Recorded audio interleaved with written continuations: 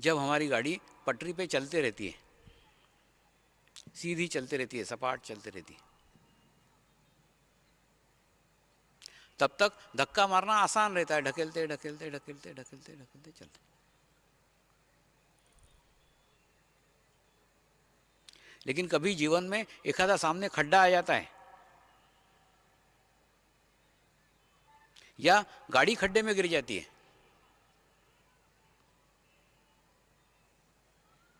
ऐसे समय हमको हमारी गाड़ी उठाने के लिए या गाड़ी पार करने के लिए 4 व्यक्तियों की सहायता की आवश्यकता होती है। 4 लोग आए जो मेरे गाड़ी को उठा करके सड़क पे लेके आए। ठीक इसी प्रकार से जीवन की भी गाड़ी जब कभी खड्डे में गिरती है या खड्डा सामने आता है, तो उसको पार करने के लिए हमको अतिरिक्त ऊर्जा की आवश्यकता रहती है, अतिरिक्त शक्ति की आवश्यकता रहती है। तो अगर तुमने तुम्हारे जीवन में कोई शक्ति स्थान बनाया हुआ है, आपने आपके जीवन में ऐसा कोई स्थान रखा हुआ है जिस स्थान पे चित्त रख के आप अतिरिक्त ऊर्जा प्राप्त कर सकते हो, अतिरिक्त शक्ति प्राप्त कर सकते हो, वो स्थान सद्गुरु का है। उसके माध्यम से आप चित्त से भी आपकी कठिनाइयों पे पार लगा सकते हो। बालक जब जन्म लेता है तो जन्म के समय शरीर, कुंडलिनी और आत्मा, ये 3 चीज़ें साथ में होती है। फिर से बोलता हूँ, बालक जब जन्म लेता है तो जन्म के समय शरीर, कुंडलिनी और आत्मा साथ में लेके जन्म लेता है। शरीर माता पिता के कारण हमें प्राप्त होता है, हमारे माँ बाप के कारण हमें शरीर प्राप्त होता है। आत्मा परमात्मा का सूक्ष्म स्वरूप है और कुंडलिनी जिसमें आपके सारे बही खाते लिखे हुए हैं, आपकी फ्लॉपी है, जिसमें आपके पिछले सब जन्मों का रिकॉर्ड है। जो अच्छा करते हो उसका रिकॉर्ड है, जो बुरा करते हो उसका रिकॉर्ड है, सबका रिकॉर्ड है। और रिकॉर्ड के साथ आप जन्म लेते हो। धर्म आपके साथ नहीं होता। आप जिस घर में जन्म लेते हो उस घर का धर्म आपको लग जाता है। ये ठीक उसी प्रकार से जैसे शरीर के रिश्ते हैं। पिताजी का भाई आपका काका होगा, आप उसको काका मानो या मत मानो, वो आपका काका ही होगा। ठीक उसी प्रकार से आपने जिस घर में जन्म लिया उस घर का जन्म आपके साथ जुड़ जाएगा। आप मानो या मत मानो, वही आपका धर्म होगा।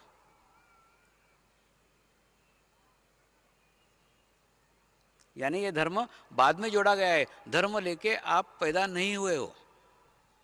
आपके साथ सिर्फ शरीर, कुंडलिनी और आत्मा, सिर्फ ये 3 चीजें थी। दूसरा, अगर आप कुत्ते के पिल्ले होते तो प्रामाणिकता से रहना आपका धर्म होता। अगर आप घोड़े के पिल्ले होते तो तेज दौड़ना आपका धर्म होता। आपने मनुष्य योनि में जन्म लिया है तो मनुष्यता ही आपका धर्म है और मनुष्यता का धर्म लेके आप पैदा हुए हो। और जितने धर्म हैं, इन सब धर्मों का उद्देश्य आपके भीतर की मनुष्यता को जागरूक करना है, आपके असली धर्म को जागरूक करना है।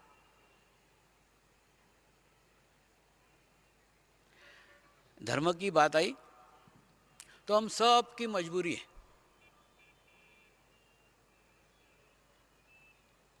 मेरी भी मजबूरी है, आपकी भी मजबूरी है। लोग मुझे विश्व में पूछते हैं, स्वामी जी आपका नाम तो हिंदू है, शिव रूपानंद स्वामी।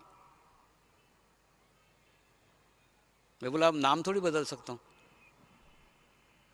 अरे बाबा, कोई ना कोई धर्म में जन्म लेना प्रत्येक की मजबूरी है। शिव रूपानंद स्वामी नहीं रहता तो जॉन रहता है, जॉन नहीं रहता तो कोई जमील रहता है, कुछ ना कुछ तो नाम रहता ही ना, उसके पीछे धर्म रहता ही। किस धर्म में जन्म लिया वो छोड़ दो, मैं किस धर्म की बात कर रहा हूं उधर ध्यान दो। मैं मनुष्य धर्म की बात कर रहा हूं। देखो, प्रत्येक को मजबूरी है कि किसी ना किसी धर्म में जन्म लेना ही होगा। ये समझ लो, ये मकान है और इस मकान तक पहुंचने की अलग अलग सीढ़ियां हैं। 1 सीढ़ी, 2 सीढ़ी, 3 सीढ़ी, 4 सीढ़ी, 5 सीढ़ी, 6 सीढ़ी, 7 सीढ़ी, 8 सीढ़ी, अनेकों सीढ़ियां हैं। और मनुष्य का जन्म किसी ना किसी सीढ़ी के ऊपर होता है।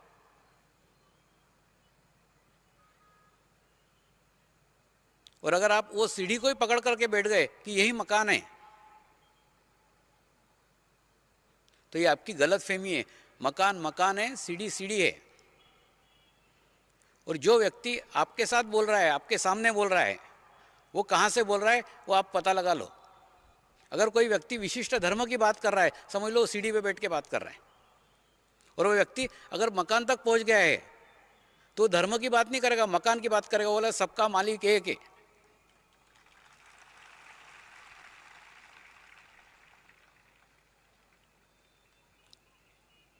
और ये मकान तक पहुंचे हुए सारे संत,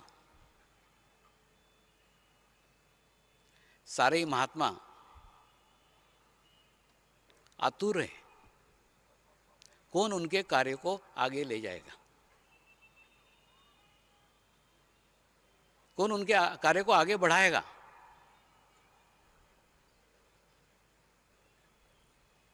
इनकी स्थिति ना एकदम गाय जैसी है। जैसे आपने देखा होगा, एखादा ग्वाला है, ग्वाला एखादे अड़ियल गाय को रस्सा पकड़ करके खींच के लाने का कोशिश करता है, खींचते रहता है जोर जोर से। वो गाय टस की मस नहीं होती, वहीं खड़ी रहती है और ज़्यादा खींचेगा तो बैठ जाएगी नीचे, लेकिन हिलेगी नहीं वहाँ से। लेकिन फिर ग्वाला क्या करता है, वो रस्सा वस्सा छोड़ देता है, वो गाय के छोटे से बच्चे को गोद में लेता है और आगे चलना चालू कर देता है। गाय उसके पीछे दौड़ते दौड़ते आ जाती है। ठीक उसी प्रकार से आप इन गुरुओं का काम पकड़ लो, तुम्हारे पीछे दौड़ेंगे।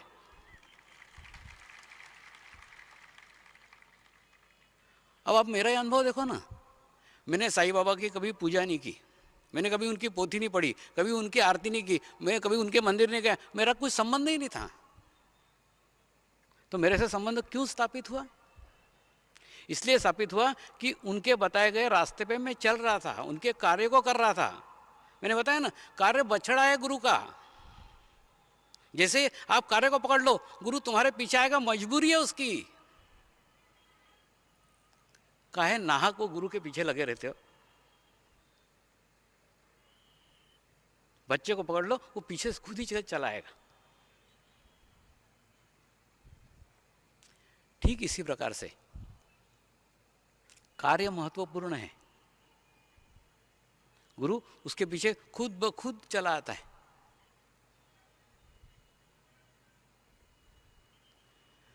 कार्य करने की आवश्यकता है। और आज सबका मालिक एक, ये संदेश सूरत में नहीं सारे विश्व में आवश्यक है।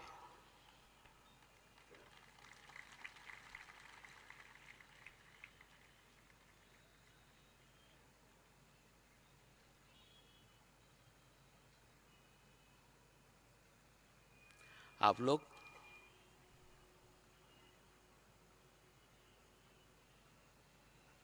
जैसे 2-3 दिन की छुट्टी आ गई तो कैसे पिकनिक करते हो ना,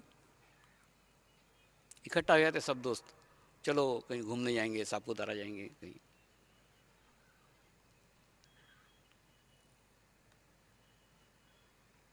जहाँ इकट्ठा हो गए मित्र सब कि कहीं ट्रिप पे जाते हो।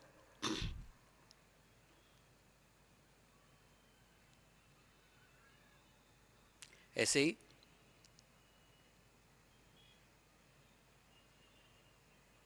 हिमालय में जब सब गुरु एक साथ इकट्ठे होते थे,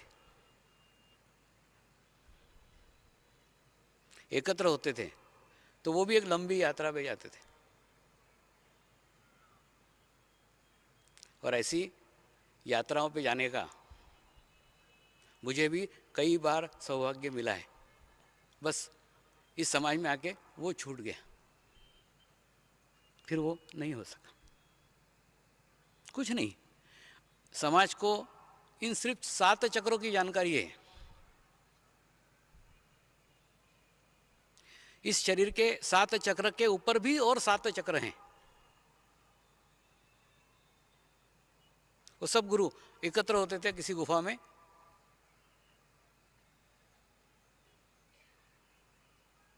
और सामूहिकता में ध्यान करते थे, मेडिटेशन करते थे। वो ध्यान करते करते करते करते सहस्त्रार तक अपने चित्तों को लेके जाते थे, और सहस्त्रार से फिर एक एक चक्र ऊपर जाता था।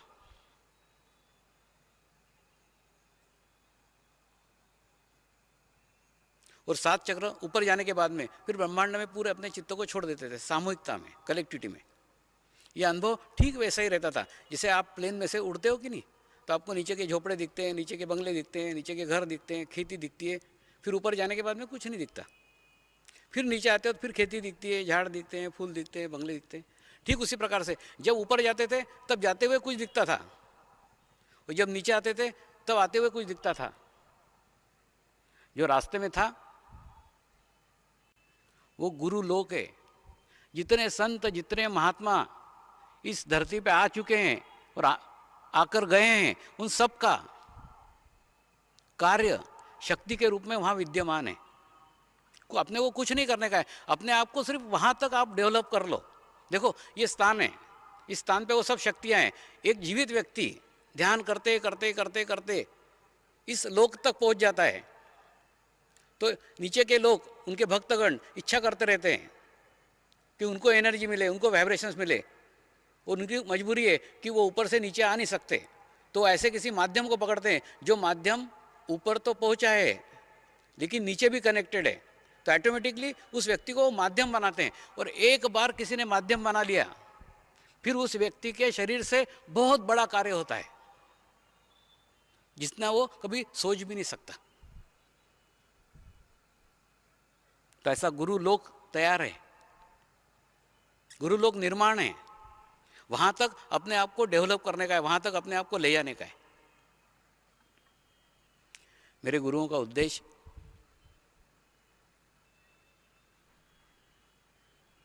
मेरे को उस स्थान तक ले जाना सिर्फ इसलिए था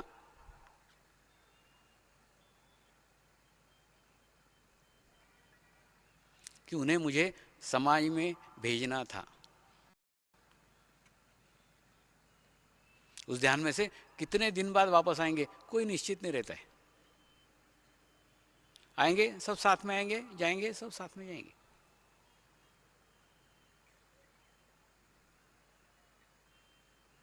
तो उस गुरु लोक तक का ध्यान इस समाज में आने के बाद करने को नहीं मिल रहा है, इसीलिए मैं भाग के फिर वापस वहाँ चला गया था। लेकिन ये शिरडी के साईं बाबा की अनुभूति जैसे उनको बताई, उन्होंने बताया कि तेरा गुरु तत्व खुल गया है। किसी गुरु ने तुझे माध्यम के रूप में अपनाया है, अपनाने के बाद में अब तेरा अस्तित्व शून्य हो गया, नगण्य हो गया। अब के तेरे हाथ से कार्य होगा, कार्य कर।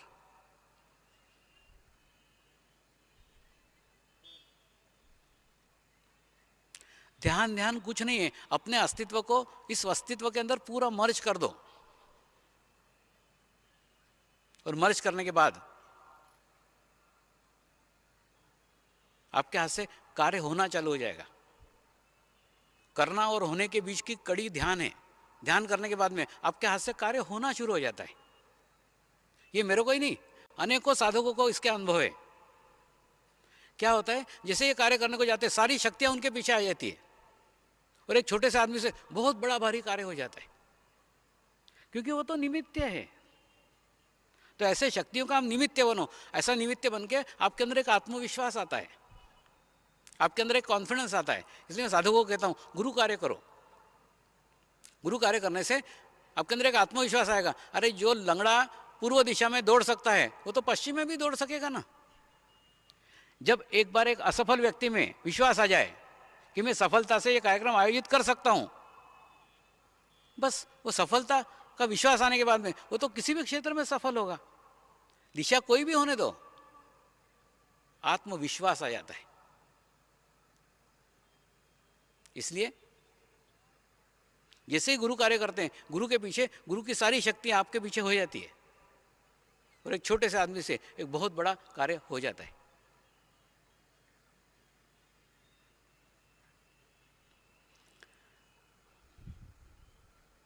माइंड, सोल, बॉडी,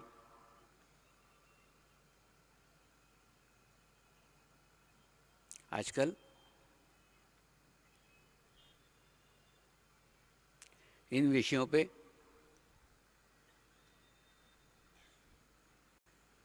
चर्चा चल रही है।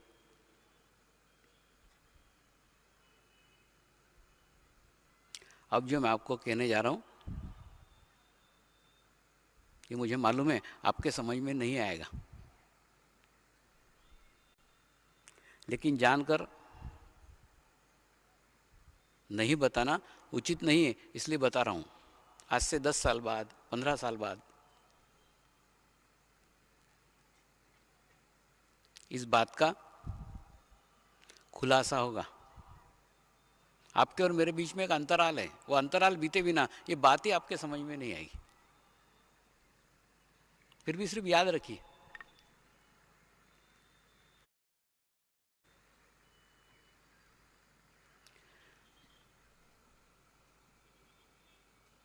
आज से कुछ वर्ष पूर्व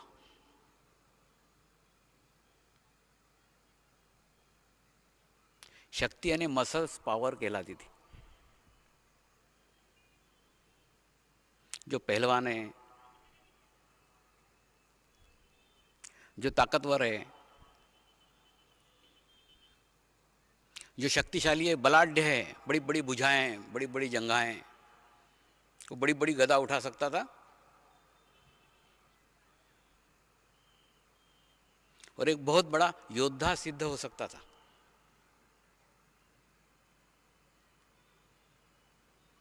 क्योंकि उसके शरीर में बहुत ताकत है। तो शक्ति का प्रतीक शरीर था। फिर आज वो समय चल रहा है जिस समय में शक्ति का प्रतीक माइंड है, बुद्धि। एक मरिहत्या आदमी भी बम का बटन दबाएगा, बड़ा बड़ा धमाका कर देगा, बड़े बड़े पहलवान को उड़ा देगा।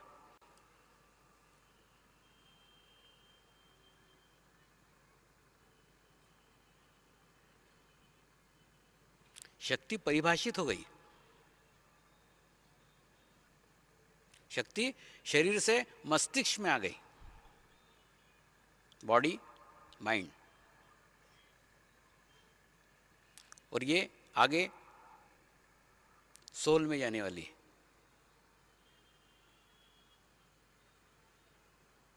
आगे वाला युग चित्त शक्ति का युग होगा। जिसका चित्त स्ट्रांग है वो शक्तिशाली है।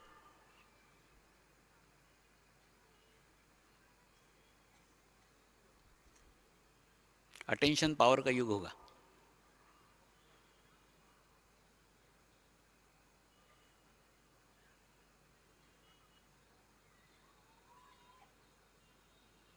चित्त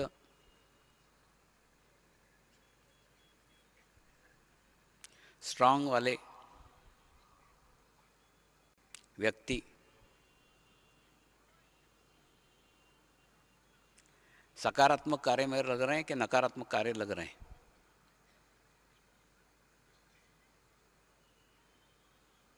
इसी के ऊपर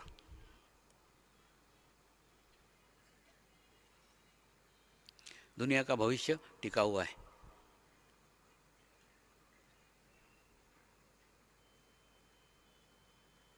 तो समर्पण ध्यान पद्धति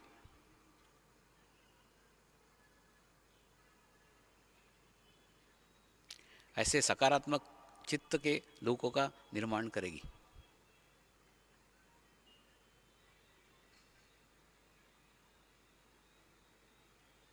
चित्त शक्ति परमात्मा की शक्ति है, सबसे स्ट्रांग है, सबसे मजबूत है।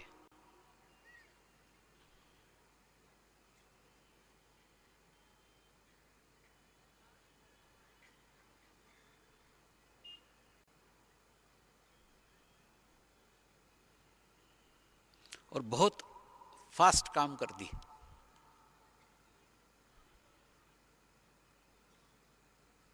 एक बार सुबह 4 बजे मैं बाबा धाम में बगीचे में ध्यान करते बैठा था नीचे। मुझे ध्यान में एकदम डिस्टरबेंस आया। ऊपर देखा तो सर के ऊपर से एक प्लेन जा रहा था। प्लेन जाने के बाद उसकी आवाज़ आई, लेकिन उसके कैचेस तुरंत जब प्लेन सर पे था तभी महसूस हो गए, यानी आवाज़ से भी तेज।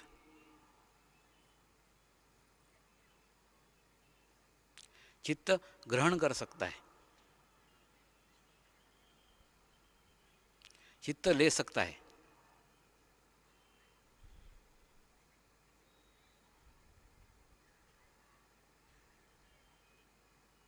चित्त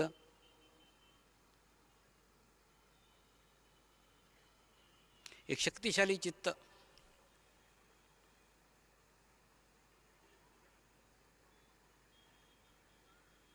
आने वाले कल में, आने वाले युग में बहुत बड़ा कार्य करेगा।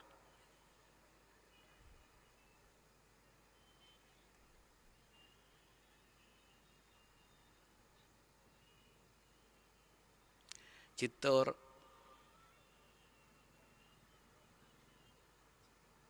हृदय का बड़ा संबंध है।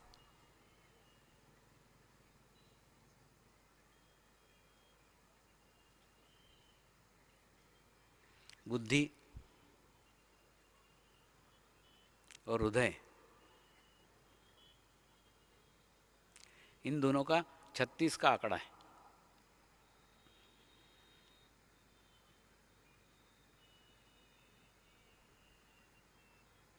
दोनों एकदम अलग अलग दिशाओं में काम करते हैं, अलग अलग डायरेक्शन में काम करते हैं।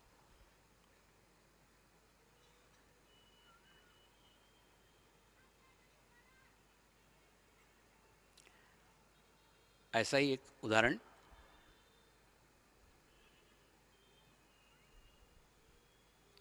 अभी हाल ही में देखने को मिला।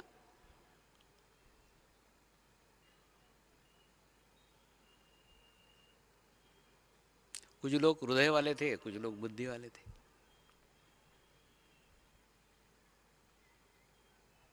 घटना इस प्रकार की है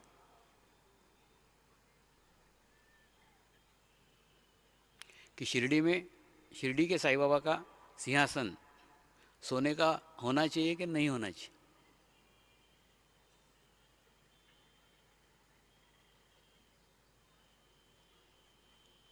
कुछ भक्त सोच रहे थे होना चाहिए, कुछ भक्त सोच रहे थे नहीं होना चाहिए।